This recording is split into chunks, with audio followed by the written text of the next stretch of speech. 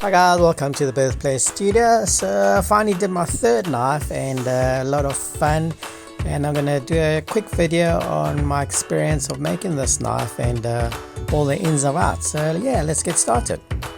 So as you know, everything that I make is recyclable. So this is made out of an old sickle that came with the house, and yeah, I decided to make a knife out of it. So I put a stencil, cut out a stencil and then paste it on the blade, and then I put in the vise and I cut it with the angle grinder. So most of my tools are from Parkside, so I just use the angle grinder to grind off the handle, and then started to take shape.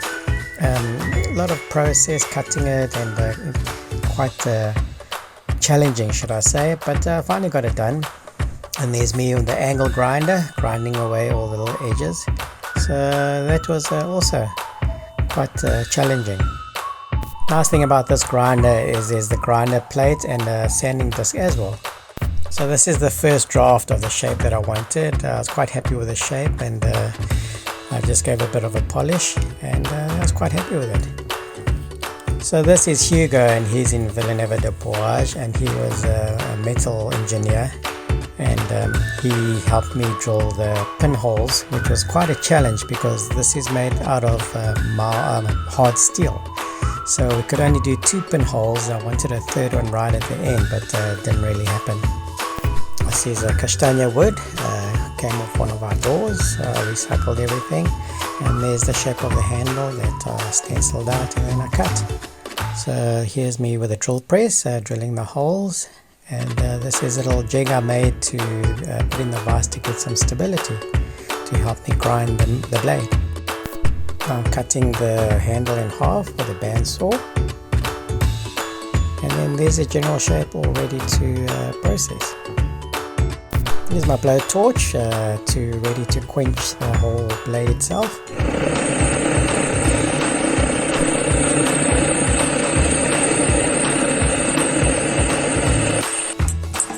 And here's the quench.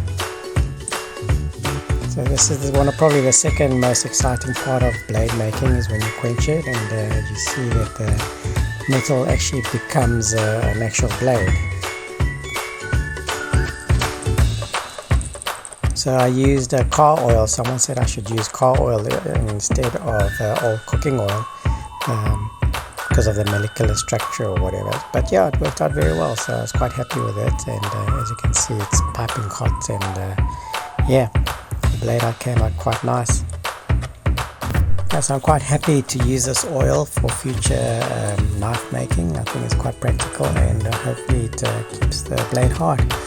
This is me cutting some pins from recyclable screws that's lying around. So here's everything put together, making sure that I'm happy with all the components. Put it together, then take it apart again, and then I just sanded the handle to start getting a nice profile. Once that was done, decided to epoxy it and let it sleep overnight so it can harden, and then obviously once it's nice and hard, I sanded it down again. There it is, everything, it's all ready to be finalized.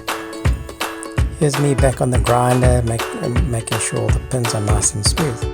As you can see, the handle's got a very nice shape to it now. So this is the final product. I'm very happy with it. So this is going to be raffled off as a letter opener. Busy making a stand so it'll sit nice next to someone's desk or the computer.